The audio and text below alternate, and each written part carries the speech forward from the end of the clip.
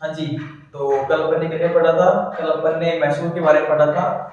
मैसूर रियासत है जिसके ऊपर 1761 के अंदर हैदर अली अपना कब्जा कर लेगा। इसके बाद में प्रथम आंग्ल मैसूर युद्ध 1767 से लेकर 69 तक होगा और उसमें मद्रास संधि की जाएगी। दूसरा जो आंग्ल मैसूर युद्ध होगा वो 1780 से लेकर के 84 तक होगा। इसके अंदर मंगलौर की संधि करेगा टीपू सुल्तान। हैदर अली की मृत्यु हो जाएगी। हैदर अली जीत जाता है परंतु उसकी मृत्यु हो जाएगी। एक महत्वपूर्ण क्वेश्चन ये बनता है, पोर्टनोवो का युद्ध किस युद्ध का उपभाग था? तो वो आपके द्वितीय आंग्ल मैसूर युद्ध होगा। इसके बाद में आज अपने को पढ़ना है टीपू सुल्तान को। कुछ बातें अपन टीपू सुल्तान की पढ़ेंगे और दो महत्वपूर्ण युद्ध होंगे टीपू के साथ। तो आज अपन टीपू को पढ़ना स्टार्ट करते हैं, ठीक है?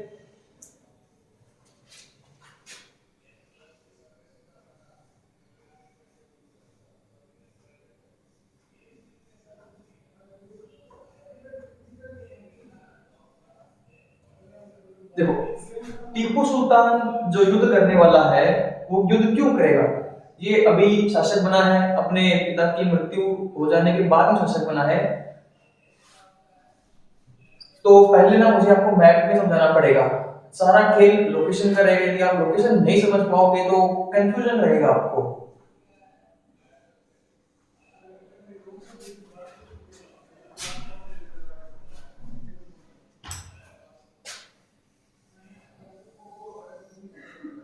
ये इंडिया का मैप है।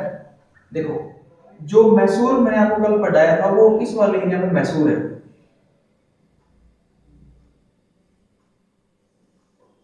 ये एरिया हैदर अली का एरिया था। अब ये एरिया टीपू सुल्तान का है। ये वाला जो एरिया है ना, ये वाला एरिया है, ये वाला एरिया ये निजामों के पास में है। ये वाला जो एरिया है ना, ये वाला एरिया, ये मद्रास है। ये अंग्रेजों के पास में। मराठों का एरिया क्या है? तो मराठों का ये पूरा एरिया मराठों का एरिया। यहाँ पे एक रियासत है,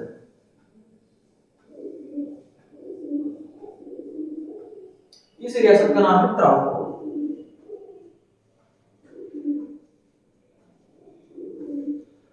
त्रावणकोर जो रियासत है, यहां से मुश्किलें बढ़ेंगी। त्रावणकोर के अंदर देखो, यहाँ पे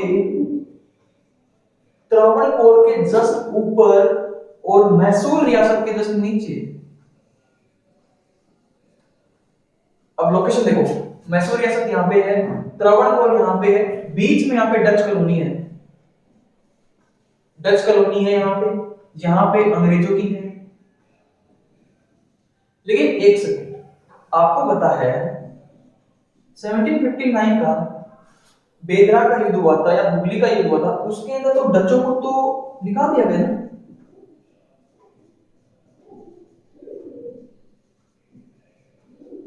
डच कहां चले गए थे? इंडोनेशिया।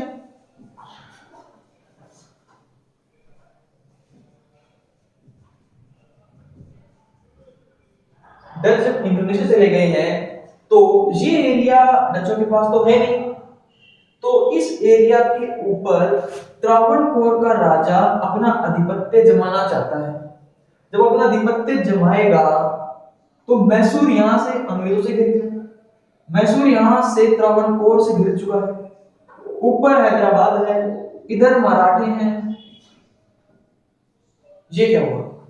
ये की जा रही है मैसूर की घेराबंदी। मैसूर को घेरा जाएगा, डचों की जगह खाली है, इसको खरीदना चाहते हैं त्रावणकोर के राजा।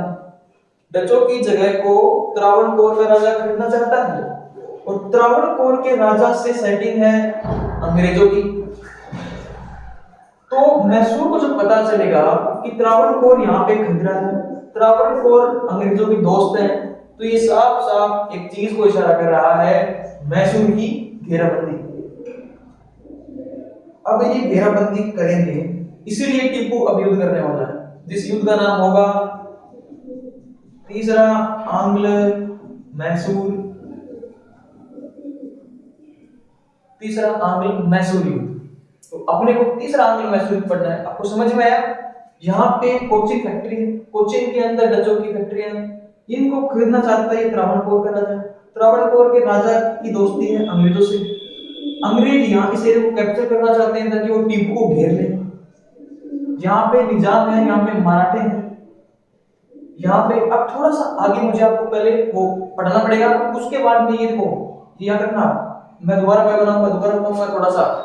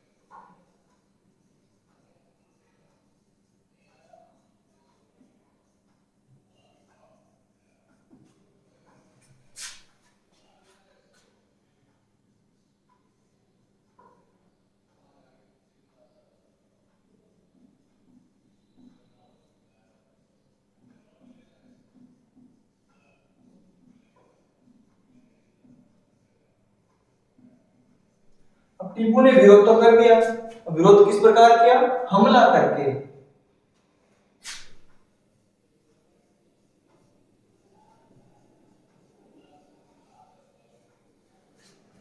तीसरा आंग्ल मैसूर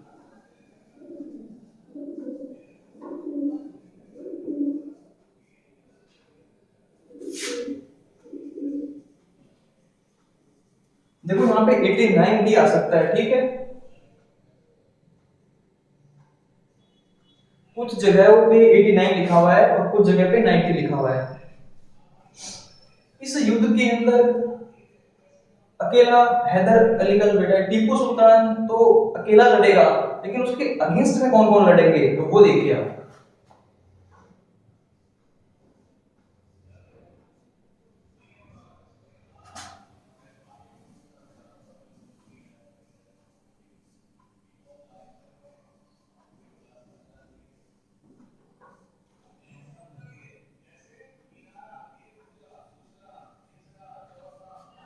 अंग्रेज, मराठा और निजाम सारे मिलकर के तीसरे आंग्ल मैसूर युद्ध के अंदर लड़ेंगे और टीपू की हार होगी।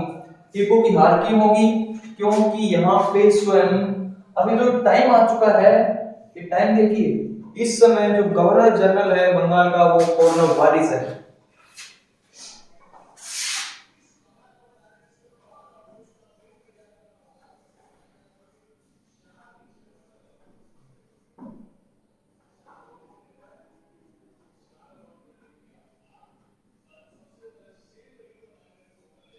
गवर्नर जनरल कॉर्नवालिस, ठीक है।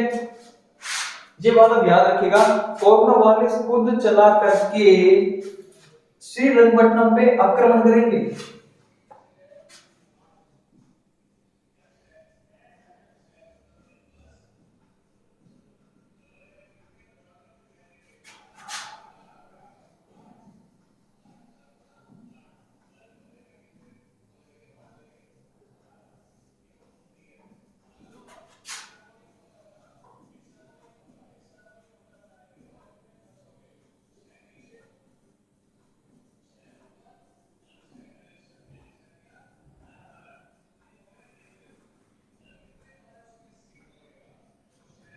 और कॉर्नवालिस युद्ध में जीत जाएंगे, टीपू की हार होगी।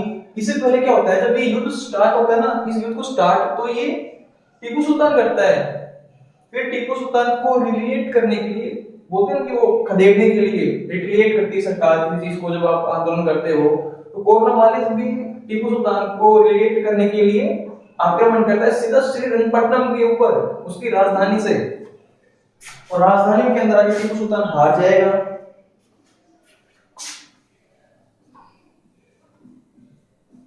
तीसरे युद्ध के अंदर टीपू सुल्तान की हार होगी, कॉर्नवालिस आक्रमण करेगा, वह जीत जाएगा। अब ये डाउट आपको क्या होना चाहिए कि मराठे और निजाम अंग्रेजों का साथ क्यों दे रहे हैं। मैंने बताया है यहाँ पे मैसूर है, यहाँ पे त्रावणकोर है, ये निजाम है, ये मराठे हैं और ये अंग्रेज हैं।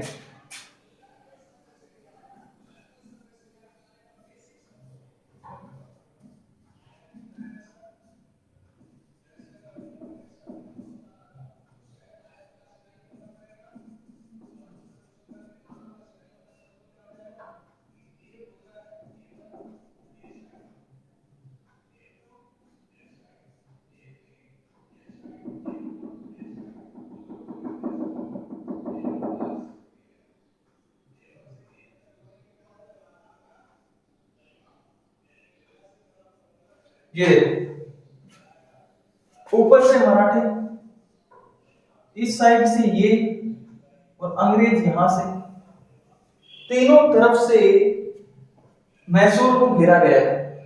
अब मराठे क्यों साथ दे रहे हैं, तो इसका रीजन ये है, टीपू एक मुस्लिम रूलर है। आप ये याद रखिए,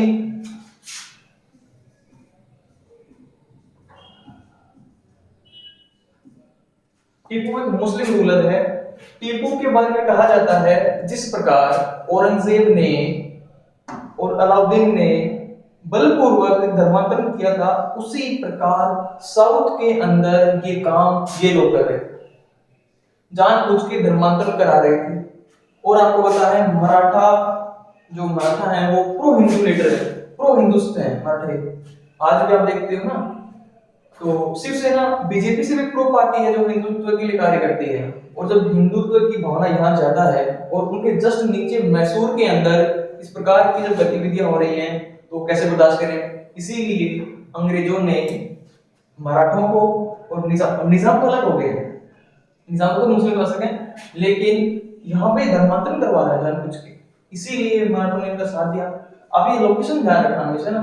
और यहाँ पे ये मिटो करके मैं आपको दो नदियां बताऊंगा, जो तुंगभद्रा नदी है और कृष्ण नदी है। ज्योग्राफी भी साथ साथ आनी चाहिए ताकि आपको मैप को रिलेट कर पाओ। त्रावणकोर नीचे, यहाँ पे वो कोचिंग फैक्ट्रियां हैं जो कि डचों की हैं। तो अंग्रेज, अब यहाँ पे भी अंग्रेज आ जाएंगे और यहाँ पे अंग्रेज हैं, तो टीपू तो दोनों तरफ से गिरेगा ना। जिस प्रकार आज China belt and road initiative के तहत इंडिया को घेरता है, ये उसी प्रकार है। उसमें पहले अंग्रेज करते थे और अब चाइना करता है। तो अब तक ही देखते हैं कि आगे क्या होगा।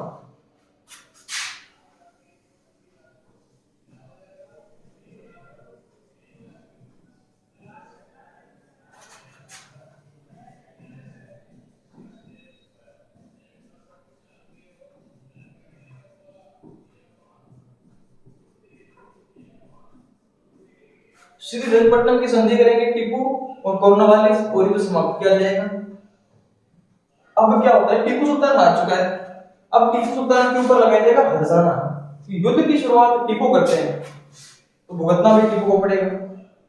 तो क्या क्या होते हैं थोड़ा आप देख लेना।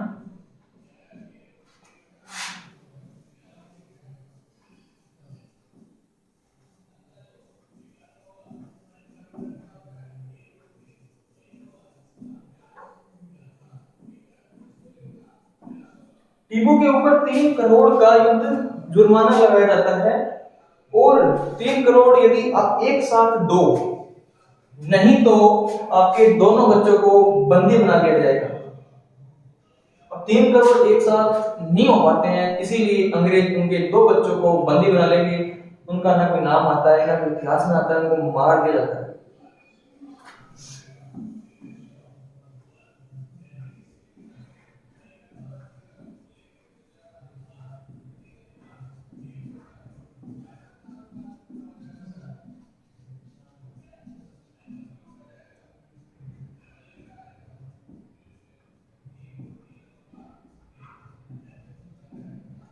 अब इनके बच्चों को भी कैद कर लिया गया है, 3 करोड़ का युद्ध हर्जाना भी दिया गया है। बट ये तो ऑन करेंसी हो रहा है ना, अभी उसके रियासत को भी बांटा जाएगा, टीपू की रियासत के भी टुकड़े होंगे। इस प्रकार कर्जन ने टुकड़े किए थे भारत के, उसी प्रकार अंग्रेज मैसूर के भी टुकड़े टुकड़े करेंगे। तो देखिए मैं वो कहां लिखूं, मैं यहाँ लिख देता हूँ। तो थोड़ा सा मैं, आपने ये नोट कर लिया होगा, आप एक बार इसका स्क्रीनशॉट ले लीजिए। इसके बाद अपन ये जो युद्ध की जो हर्जाना वाले हैं इसके नीचे के पॉइंट में फिर लिखूंगा, एक बार आप ये राइट डाउन कर लीजिए।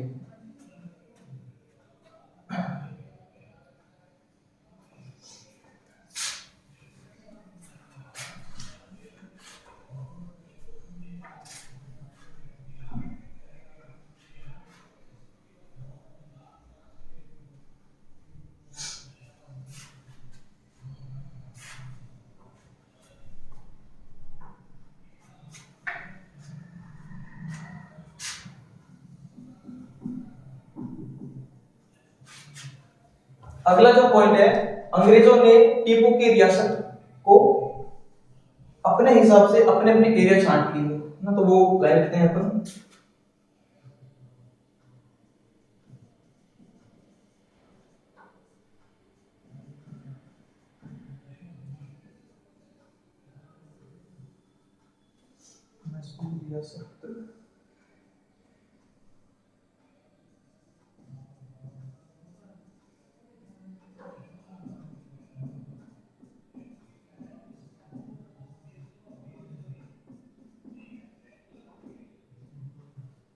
कुछ भागों को न करके उसके आधे रियासत को बांटा गया था ना।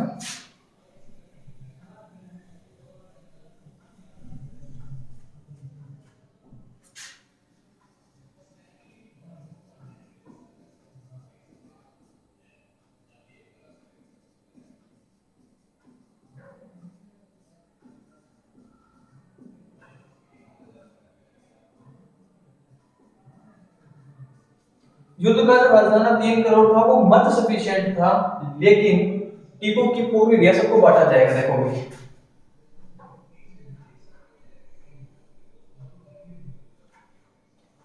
तो इसमें अंग्रेजों को क्या मिला ना, अपन वो अंग्रेजों को, मराठों को और फिर निजाम को क्या क्या मिला है अपन वो पढ़ने वाले हैं ना।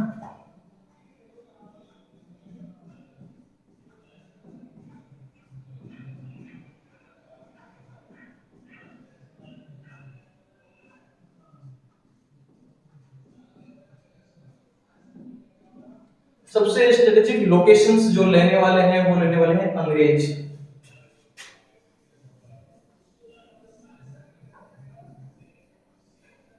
मालाबार,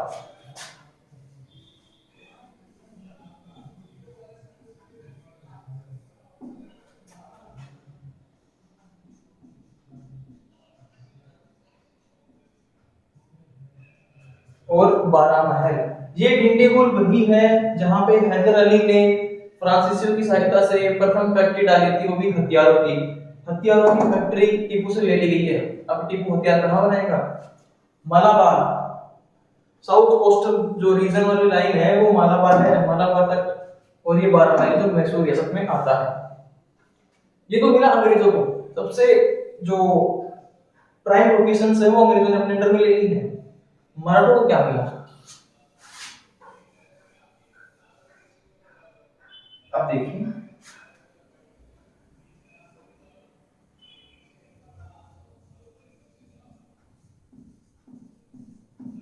यहां बहती है कृष्णा नदी, इस एरिया के अंदर बहती है। और एक नदी है आपके तुंगभद्रा नदी। तुंगभद्रा नदी, ये दो नदियां हैं। इन दोनों नदियों को बांटा जाएगा। देखो मराठे जब यहां हैं तो क्या लेंगे? वो लेंगे तुंगभद्रा नदी के पास वाली भूमि। जब हैदराबाद रियासत यहां है तो वो लेंगे कृष्णा नदी का उत्तरी क्षेत्र। अपने अपने अकॉर्डिंग लेंगे ना। यदि मैं सीधा आपको लिखा देता है यहाँ पे मराठों ने लिया तो भद्रा नदी का एरिया, निजामों ने लिया कृष्णा नदी का उत्तरी क्षेत्र, तो याद करने में थोड़ी सी मुश्किल होती है। इसीलिए मैंने कृष्णा नदी यहाँ बनाई। कृष्णा नदी यहीं से निकलती है, यहीं पे बहती है और हैदराबाद के जस्ट नीचे है। तो कृष्णा नदी का जो उत्तरी एरिया होगा वही तो लेंगे। तो भद्रा नदी यहाँ पे है जो कि मराठों के पास में है, तो मराठे क्या लेंगे? तो भद्रा नदी, कृष्णा नदी वाला एरिया कौन लेंगे, तो हैदराबाद लेंगे। इसीलिए हिस्ट्री के साथ साथ में ज्योग्राफी भी आनी चाहिए ताकि चीजें आराम से समझ में आती हैं।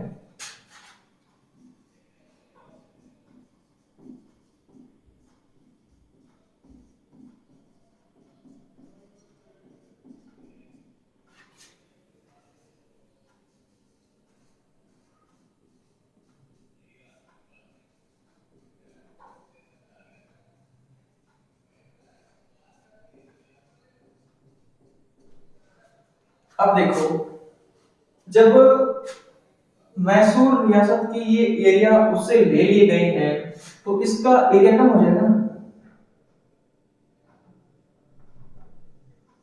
अब एरिया हो गया छोटा, तो इसका जो टैक्स वाला एरिया था वो तो आपने ले लिया।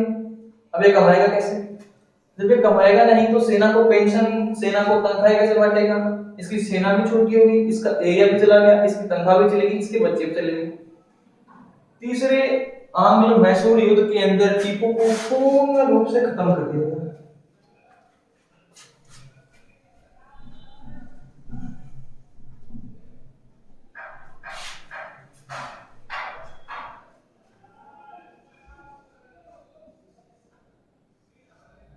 कल अपन ने एमएमएस लिखा था, मद्रास, मंगलोर और श्रीरंगपट्टनम। आज अपन ने श्रीरंगपट्टनम की संधि भी पढ़ ली है, तो याद हुआ ना। पहले युद्ध के अंदर कौन सी संधि की गई थी, तो प्रथम युद्ध के अंदर मद्रास की संधि की गई, दूसरे में मंगलोर, तीसरे में श्रीरंगपट्टनम,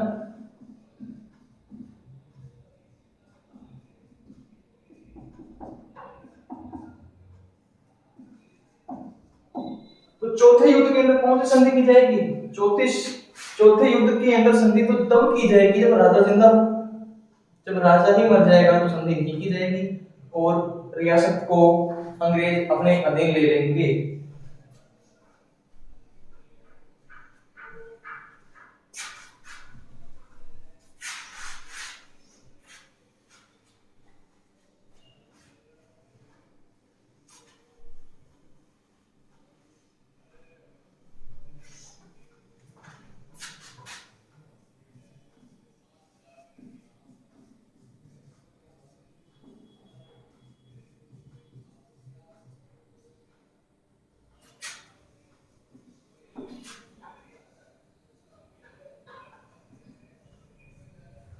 1817 से 1818, एक बार मैं डेट नहीं लिख रहा हूँ, एक बार आप डेट देख लेना, जो अभी टाइम हो गया है, तो मैं थोड़ा सा आपको फ्रेमिंग कर देता हूँ।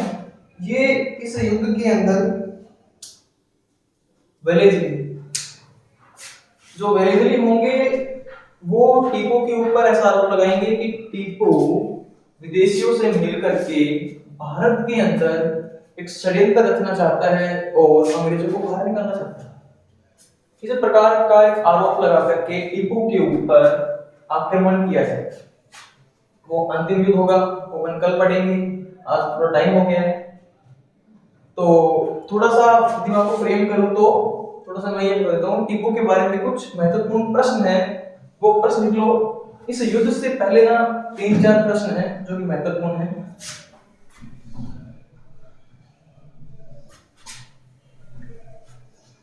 देखो, जब मराठे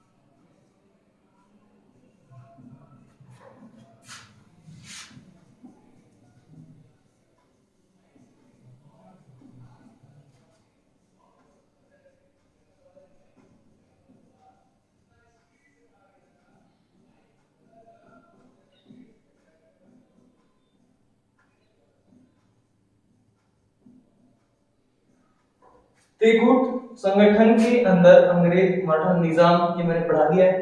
तो त्रिकूट नाम याद रखना आपको। इसके अलावा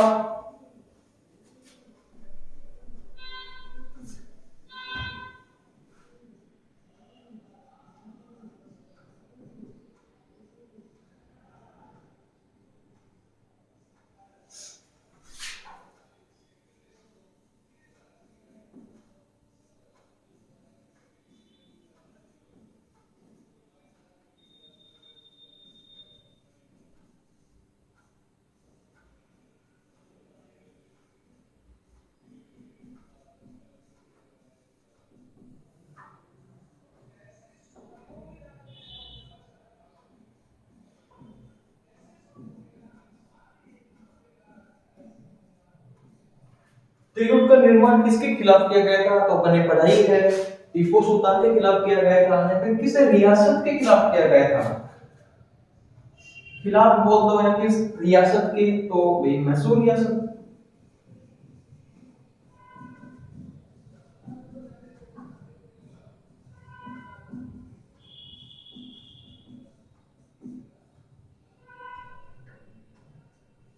मैसूर रियासत के खिलाफ किया गया था। किस युद्ध के अंदर त्रिकूट का निर्माण किया गया था, ये भी अच्छा क्वेश्चन आता है।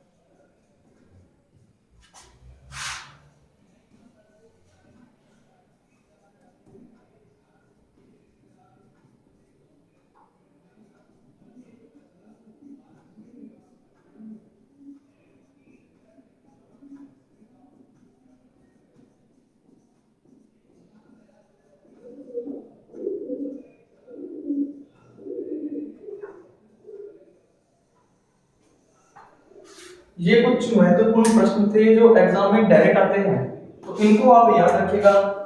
प्रथम युद्ध में मद्रास की संधि, दूसरे में मंगलोर की संधि और तीसरे में श्रीरंगपट्टनम की संधि। या फिर आपसे कोई ये पूछ ले कि त्रिकूट संगठन का निर्माण करता कौन था,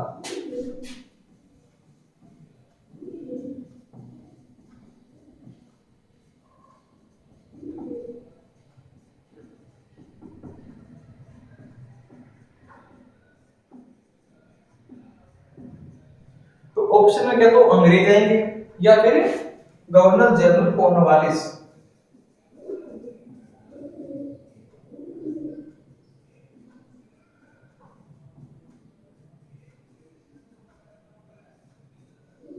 ये भी आप याद रखिएगा। टीपू सुल्तान की जो तीसरा युद्ध था उसके सभी महत्वपूर्ण बिंदुओं पर लिख दिए हैं। एक और यदि आपको लिखना है तो ये और लिख लो।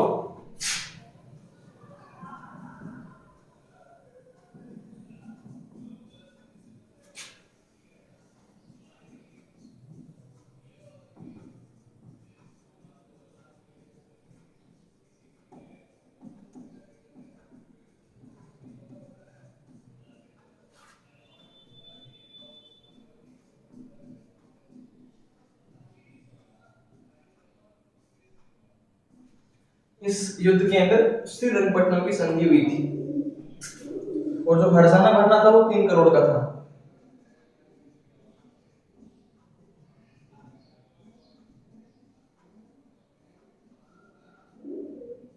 हर्षाना 3 करोड़ का था, ठीक है।